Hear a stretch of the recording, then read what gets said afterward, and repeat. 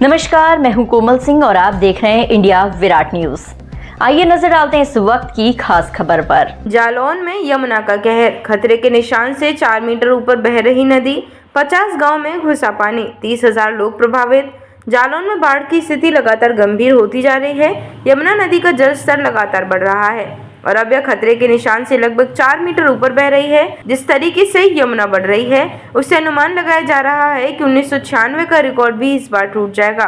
बढ़ रहे जल स्तर के कारण 50 से अधिक गांव प्रभावित हुए हैं, जिसमें 30,000 से अधिक की आबादी पर इसका असर पड़ा है। वहीं बेतवा नदी का जल स्तर घटते हुए राहत के संकेत दे रहा है।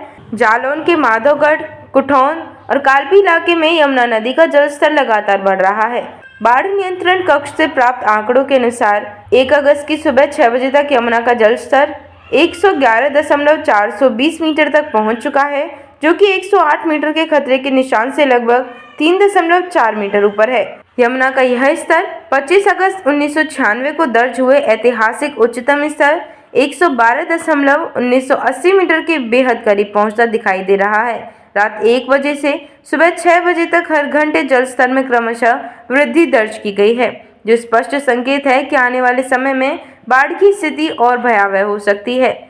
दूसरी ओर मोहाना में बेतवा नदी का जल स्तर फिलहाल खतरे के निशान से नीचे है और इसमें लगातार गिरावट आ रही है। सुबह 6 बजे तक बेतवा का जल स्तर 119.340 मीटर दर्ज किया गया, जो कि इसके खतरे के निशान 122.644 मीटर से लगभग 3.3 मीटर नीचे है। रात 1 बजे से सुबह 6 बजे तक हर घंटे जल स्तर में थोड़ी थोड़ी कमी दर्ज की गई, जिससे फिलहाल इस क्षेत्र में कुछ राहत मानी जा रही है। जिलाधिकारी, अपर जिलाधिकारी और एसडीएम स्तर के अधिकारी लगातार जल स्तर की निगरानी कर रहे हैं। एनडीआरएफ और एसडीआरएफ की टीमें संवेदनशील क्षेत्रों में तैनात हैं और तटीय गांवों को सतर्क रहने की सलाह दी गई है। प्रशासन की ओर से सभी बाढ़ राहत केंद्रों को सक्रिय कर दिया गया है और संभावित प्रभावित गाँव में अलर्ट जारी कर दिया गया है। प्रशासन ने नदी किनारे बसे ग्रामीणों से अपील की है कि वे अफवाहों पर ध्यान न दें और किसी भी आपात स्थिति में तुरंत बाढ़ नियंत्रण कक्ष से संपर्क करें। यमुना के बढ़ते जल स्तर को देखते हुए जनजीवन प्रभावित होने की आशंका है। ऐसे में सतर्कता ही सबसे बड़ा बचाव है।